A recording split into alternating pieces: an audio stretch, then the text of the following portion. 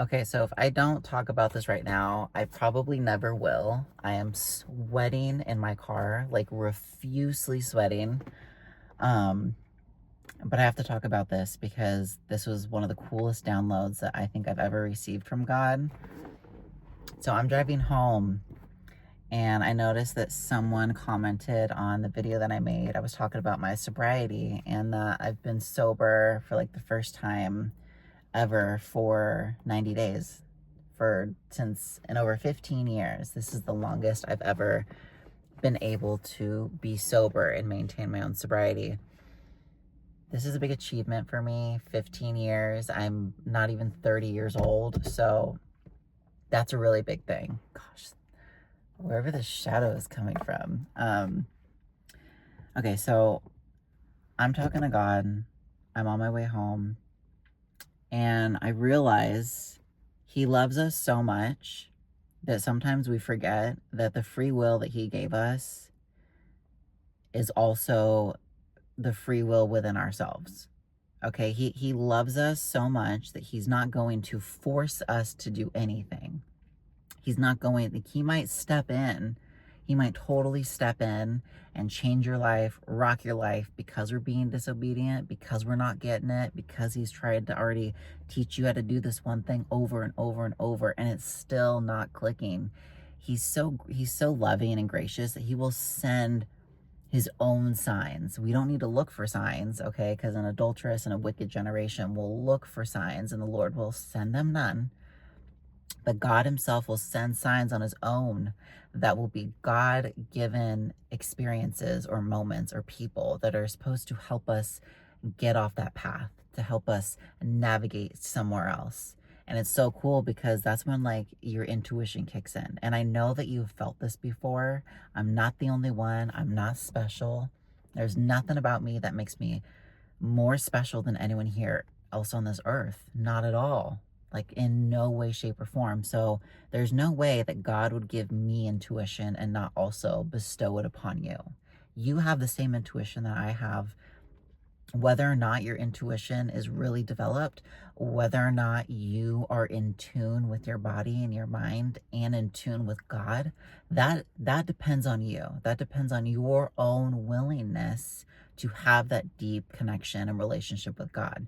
That depends on you and your own willingness to have a deep connection with yourself. So you know when something's wrong, when something happens, you're like, that's from God. He's speaking to me. He's telling me, don't do that thing. Go this way instead. You know. So then you're constantly encountering these moments where God is with you. And they're so beautiful because when those moments happen, it's like everything's... Oh, wait. I like better collabs. Anyways, it's like when everything stops and everything's in flow. And there's this really cool psychologist that brought that statement flow into the psychological world. And essentially what that means is you are in tune. You're so present in the moment. It's like that time stands still. You're no longer operating from it's non-subconscious is what it said. I was reading this book today that actually talked about it. Hold on. Yeah, okay, I can't pronounce. So flow is a term, and this is How to Break Up with Your Phone by Catherine Price. But page 67, flow is a term coined by the psychologist Mihaly, and it's a very long name. I tried pronouncing it, and I'm struggling. You probably won't be able to see it because this is a mirrored video, but to describe the feeling you get when you are completely and totally engaged in an experience. People can experience flow when they're singing, playing, sports, or even working. When you're in flow, you're so present in the moment that you feel as if you're outside of time. Time stops. It's like it doesn't exist. And time doesn't exist. Like for God, for us down here, time is so different than what it is up there because God is omnipresent, omnipotent, omniscient. Like he's everything. So everything is connected. It's like all happening all at once, all the time. But down here on earth, we experience years and seconds and minutes and days. Okay, continued. Sorry. The line between your experience and your mind gets erased. You are unself-conscious. You're entirely absorbed. You're in the zone. Flow leads to the sorts of moments and memories that make life seem rich. So when God, it's really cool. So when God comes in and he sends you those signs or those moments, time stops. You know, that you're so immersed in that moment, you're going to remember it forever. And it sucks because sometimes he'll send you a million of those. Okay, that's exaggeration, but he'll send you so many of those moments that they seem like just one. It becomes this choice, and it's God asking you. Like for me in my sobriety, it was God asking me, do you believe that you deserve a life of sobriety? And do you believe that you are capable to get sober? And are you willing to get and stay sober? So the free will that he gave me, he gave to everybody else here on earth. And so the person that commented on my video saying that they hope that they get to that point in their life, I promise you that you will. You will if you are willing to get there, if you truly believe that you are deserving of sobriety. And I think you do. There's a part, because the thing is that you wouldn't desire something, or you wouldn't question the alternative of a life that you're currently experiencing if you didn't already know that the opposite is true, or the opposite already exists. So that means that you've seen yourself sober in your mind. You just don't know how you're going to get there. And the cool part about life is you don't actually know, you don't have to know how to get there to arrive there. You can just make the choice. You can just decide in this moment, I am willing to get sober. I'm willing to try something new. And I just decided. I remember I blacked out, and it was a really bad, of course it was a bad hangover, but I just remember waking up and looking at myself in the mirror and saying, like, God has asked you, and I was in flow, I was in the moment, and I'm like, God has asked me how many hundreds of times, if you want to get sober, you can. Do you really? But how often have I ever actually believed him? And I wasn't willing to truly meet him halfway. That's the thing, is with the free will that he gives us, he also gives us the will to say no. He gives us the will to not wake up and not step up or step into that life.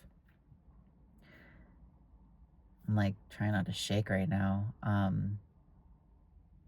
And for me personally, and I want to talk about this really quick, my traumas, the people, my earthly parents, I had like 4.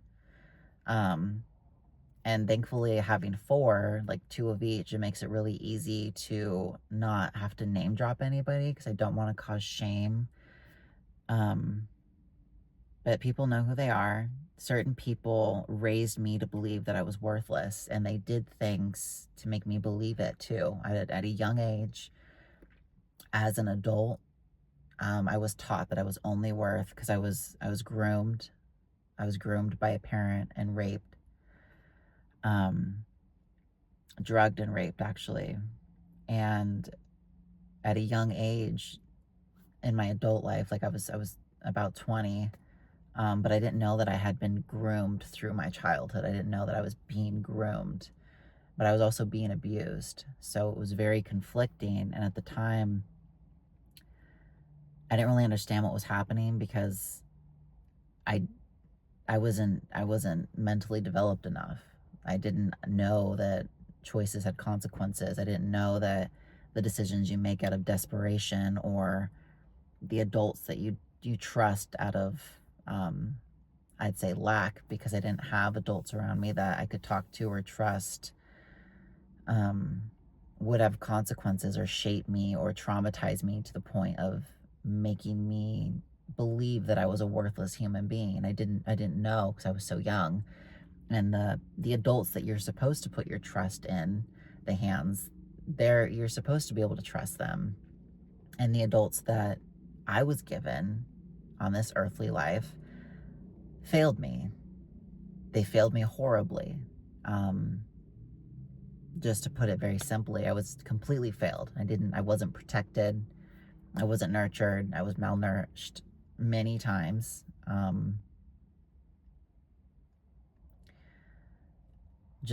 was abused. Anyways, so I grew up believing that what the earthly parents said of me was true. That the people that were way older than me, because they knew better, because they were older, they had some type of authoritarian position over me. Of course, that's like psychologically, that makes sense. I was so young that my own self-perception, it began developing or underdeveloping at a very young age. So I was growing up believing that I was worthless, believing that I deserved to be abused, believing that I deserved to be touched in gross ways, and believing that I was only of use to be treated this way by men, or only believing that grooming was normal, that it was normal for men way older than you to be interested in a very young girl. Believing that older people knew better than me, which wasn't true, but I was groomed and taught these things at a young age. So because of that, I had shaped majority of my adult life based off of the foundation that was built at a very young age. So that led me to addiction. I couldn't be sober. I couldn't deal with the things that had happened to me. I couldn't deal with the anxiety, the depression, the panic attacks, the nightmares, reality. I couldn't deal with reality because the reality of my life was so disturbing and disgusting, and it felt disgusting. The things that had happened to me felt so dirty and wrong that I couldn't cope.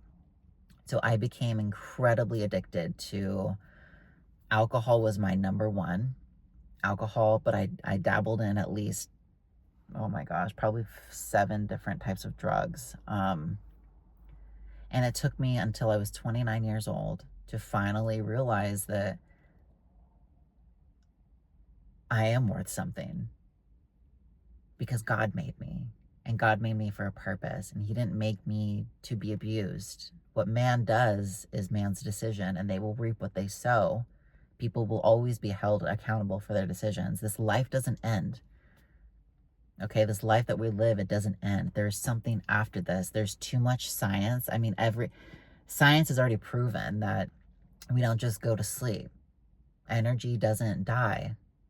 It's neither created nor destroyed. It was constant. So God knew you before you were ever born. I'm not going to try and get emotional because of, anyways. So let's go back to what I was talking about.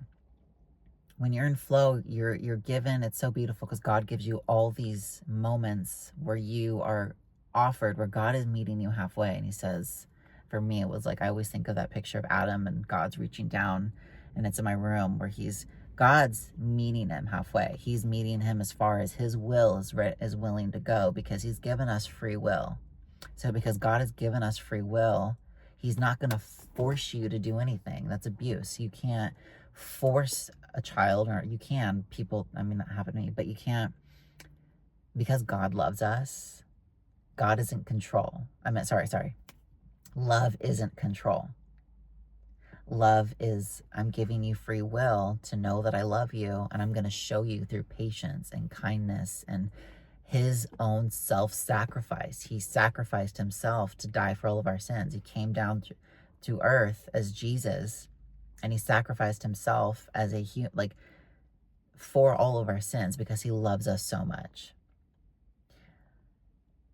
I love how much He loves us. And the thing is that He loves you so much. He loves you so much that He wants you to know that the things that you dream about, and the things that you find yourself meditating on, are those glimpses of your future. It's God showing you what is possible. You know, you can't see something or be somewhere in your mind if it doesn't already exist. Okay, there's a lot of things in your dreams you maybe don't want to take super, super serious. I don't want anyone to take what I said out of context. Have you ever meditated or had a dream or daydreamed or had this thought that felt so real? It was as if you could taste the moment. You were there. You were there. When you have a deep, deep connection with God, on my spiritual walk, I believe that is God showing you, this is what I have for you. But you can only have it if you're willing to meet me halfway. I've given you free will. So within your own free will, you have to make the decision that says, I'm ready to receive this blessing. I'm ready to become this person.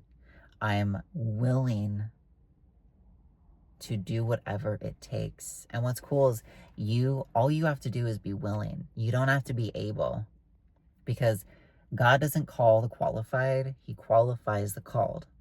So you don't have to be able to do these things to achieve these things, whether that's sobriety, a house, a family, healing from trauma, going back to school, freedom, getting out of debt, making it work with your spouse, making it work with your kids. The thing is God gives you the will. That's his gift, is he gives you the free will. And it's up to you to decide if you are going to take the free will and be willing to do what it takes to become that person. You don't have to be able to do these things. You don't have to be able to, it's not like you're going to wake up tomorrow and you're going to be the CEO of a company. But you have to be willing to step into whatever that calls of you. And right now, I've had a really bad day. The last 2 days were the worst I've worked. I've made the least amount of money. I've cursed. I've cried. I'm going through a transitional phase in my life that is crazy. I still receive hate online because of my voice. Also, not trans. I'm just an ex-female bodybuilder that took hormones when I was really young, and I didn't understand. I really just didn't understand the lifelong effects, because at that time I didn't even want to live. I just knew that I liked bodybuilding, and if I could achieve something, maybe I'd be good at this. And then I ended up waking up at 27 and realizing, oh, okay, I don't want any of this. I just want Jesus and whatever he has for me. And I'm living a completely different life. I've lost like 30 pounds of muscle. I'm completely natural, but the voice is here. The voice is here for a while. It might be staying. God might not heal it. And if he doesn't heal it and I keep receiving hate, then oh well. But I get through these things. I get through these things, and I have these days, and I have these weeks, and I have these moments where I don't even know if I can get out of bed. And I know that I'm not alone. Is that a booger? No, it's a shadow. And I know that I'm not alone, because most people, at least most people that I can relate to, you've been persecuted, you've been hated, you've been shoved aside, you've been ostracized, you've been bullied. You've survived things in your life that you didn't know if you could actually get through. And then you realize that everything that you've survived, you've gotten through all of it. God has always brought you through. If you're here right now watching this video, you are living proof that you have survived every bad day that you've ever experienced. But no, for real, like, isn't that amazing? You've survived every bad day, and you are here right now. You're here with me, and I'm so glad you're here. But, oh gosh, I get so excited. I lose my train of thought. Oh Lord, bring me back. Bring me back. The thing is that I didn't want to make this video. I didn't. I've been sweating. I've been getting so nervous on camera that I can feel like blood rush to my face. I can feel the heat, and then it doesn't go away. My face has been hot to the touch for almost 2 hours. And I don't know if it's ever going to go away. And I don't know if that's like my soul on fire, and now my body's on fire, and this is me feeling joy. But I'm willing to do the things that are uncomfortable. This is me meeting God halfway. And what is that? I want to ask you, like, what does that look like for you? What is it in your life that would be you meeting God halfway? Is it going to that interview knowing you are underqualified, but then God meeting you halfway and pulling you up, and then you land it, an underqualified, but God qualifies job, and you land it, you know? Oh, Lord, help me. What if, what if you've gone through several miscarriages and you don't know if you can try again? You don't know if you have it in you, but what if God's right here and he says the next one's going to take? Are you willing to try again? Are you willing to put your heart on the line? Are you willing to know the trauma that was before you? All the no's, the miscarriages that were before you. I'm right here, but are you willing to meet me here? It's maybe it's your relationship. Maybe you're going through a divorce, or maybe you are trying to make it work with your spouse and you don't know if you can make it work. You're holding on to resentment. You're holding on to unforgiveness, and God's right here with the promise, everything that you're asking to be done. But in the middle, the space between is your willingness to forgive, your willingness to be open, your willingness to learn how to be kinder, your willingness to learn more patience. There's so many things. Also, like, if you're trying to get healthy in your life, maybe you're trying to start a new workout program or just get to the gym, and it's so crazy because, like, every time I've ever gone to the gym and I didn't want to, I'd say this, and I didn't know that I was talking to God. I didn't know that I was talking to God with this. And right now I'm just receiving this download. I would say, I'm willing to get ready, and I'm willing to put my clothes on, and I'm willing to drive there. And that was it.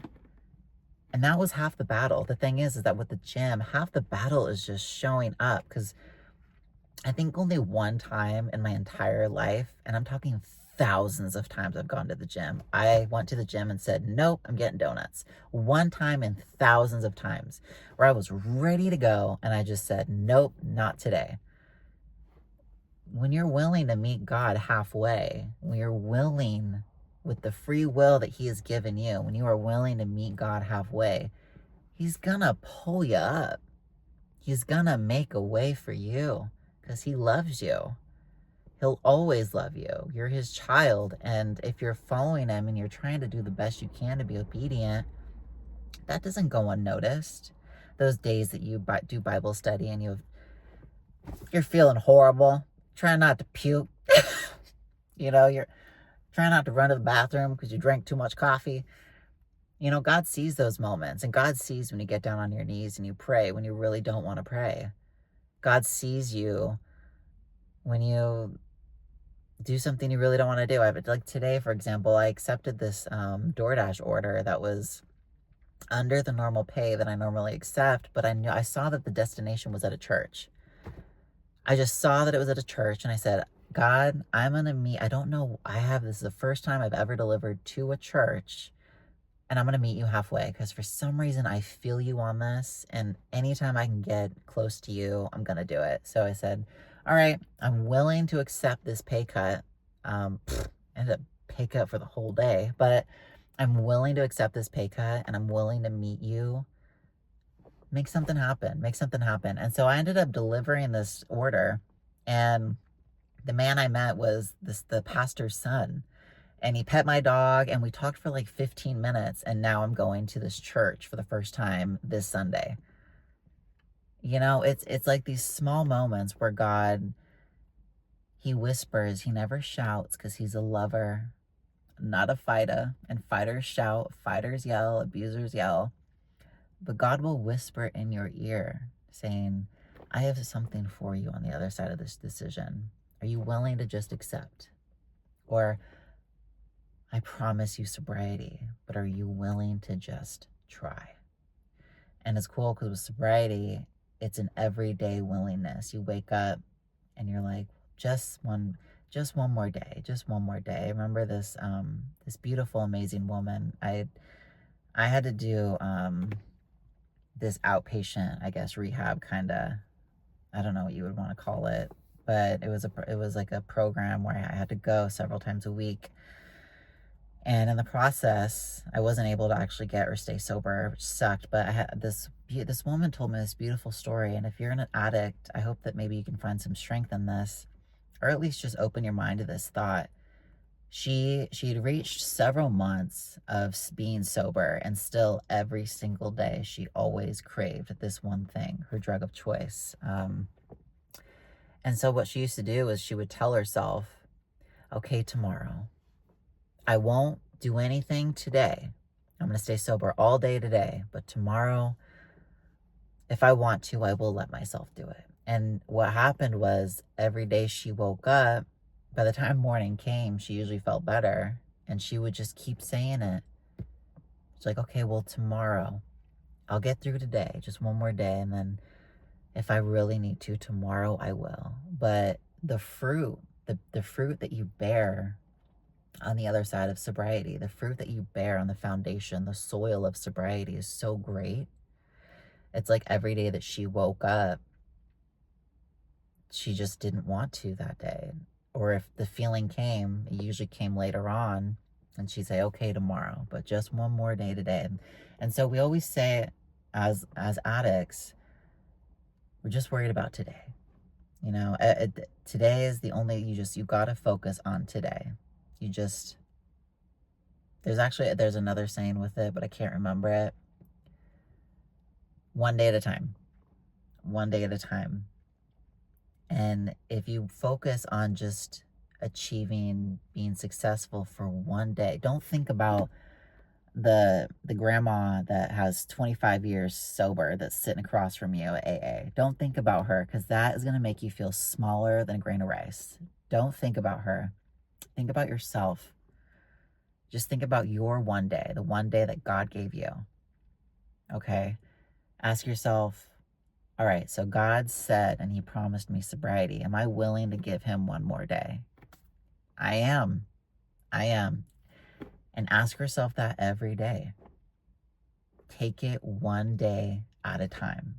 And that's it. And that's the only thing that we can promise. I remember sometimes I'd stay in my house. I'd be a recluse until a certain hour passed, and I knew that my drug of choice or the thing I wanted, I couldn't buy it anywhere unless I got online and really started looking for so I made sure, I'm like, okay, just a couple more hours and then the store is closed. And for me, that worked. You know, that worked. I was like, I'm willing to be sober until 10. And then once 10 hit, I don't have a choice. It's over. So that worked for me. And then the next day came, and it was just one day at a time. And so I'm going to try and wrap up this video because I'm like almost 30 minutes in. Our whole life, every decision every opportunity that we're given, every question that we're asked, every moment that God gives us, every intuitive nudge where God's asking you, like, go this way instead of that way. What he's really doing he's saying in that moment, hey, there's prosperity on the other side of this decision. And I'm nudging you to go this way, but I'm not forcing you to go this way because I love you. I'm not going to force you to do anything, you know? But I'm telling you, if you start listening to that nudge and you pay a little bit closer attention to that intuitive, that feeling that you have, and you choose the harder decision, you choose the decision that you really have to ask yourself, am I willing to do that? And you choose to be willing with the will that God gave you. You choose to be willing to make that choice, to go down that road. The promise is on the other side. You know, the promise is on the other side. And so we have to ask ourselves, is it God that's withholding these promises? Is it God, or is it the world that is withholding your ability to do the right thing, or to be the person that you know you can be? The girl that wakes up at 5 a.m. or the guy that goes to the gym every day, the girl that goes to the gym every day, the mother that shows up and is present and sacrificial, that is loving in the most Christ-loving way. We really have to ask ourselves, is it the world, is it God that's making it harder, or is it our own unwillingness to meet him halfway? We can't give away so much of our own power to things outside of ourselves. And if God is within you, okay, love is within you. And ask yourself, if you can't convince yourself to be willing to make that decision, ask yourself, what would the most loving choice be? If you don't love yourself, heal. Know what love is to God, and then learn to love yourself and see yourself the same way that God sees you. But if you ask, what is the most loving decision that I could make? Which choice would say, I love God and I love me? God created me. I have to love me. But which choice says that? Which one would make that the most clear? Love is tough. God is tough sometimes, but he's not so tough on you that he's going to force you to do anything that you don't want to do or that you're not ready to do. So if it's taken you this long to do something, you just haven't been ready. And God loves you, and he's graceful. So he's all he's doing is he's not mad at you. So don't be mad at yourself. He doesn't hate you, so don't hate yourself. He isn't rushing you to do anything. In the Bible, Jesus, they always walked. Did you ever notice that? Like when you read the Bible, it always says Jesus walked blank. He walked. God walked. Because God's timing is perfect. God's timing isn't rushed. Don't rush yourself. Don't rush a good thing, because you can't rush a good thing. That's impossible. So give yourself grace and give yourself the patience that you deserve, because you deserve it, because God has already given it to you. And if you're not ready to make that decision, it's okay. When you're ready and when you're willing, you will. Not when you're able. Don't say no because you don't think you're able, because your abilities don't match the qualifications needed to get something done. The thing is that you're never going to be able to be perfect, because perfect doesn't exist, but you're never going to be fully qualified to do something that is already asking you if you're willing to sacrifice to get there. You're never going to be perfect for this position. You're never going to be able to do the highest thing that God is calling you to do until you until you've decided you're willing to just get there, to just meet God halfway. And that's half the battle, because you're not doing it on your own, and you've never done it on your own. It's always been God and you. It's always been the people of God around you and you.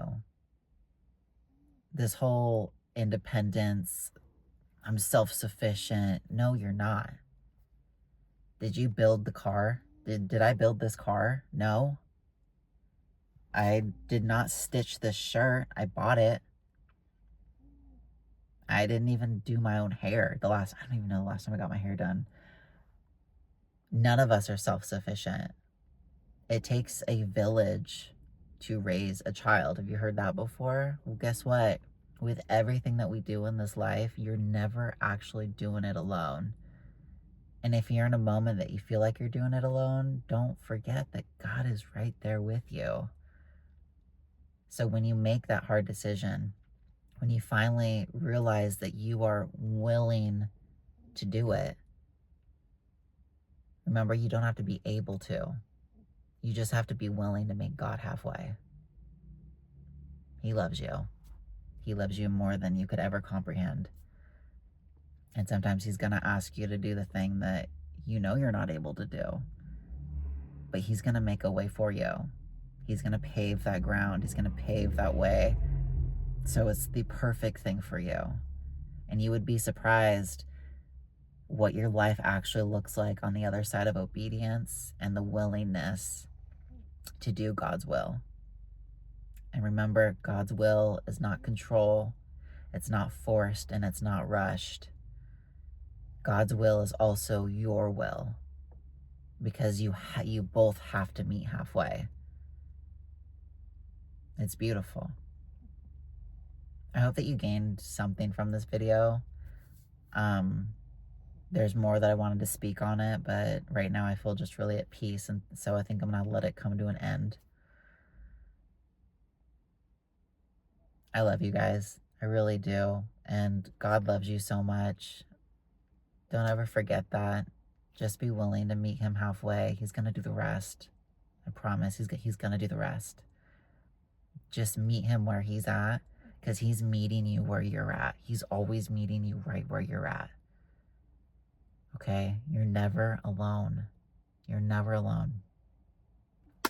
I love you guys. Bye.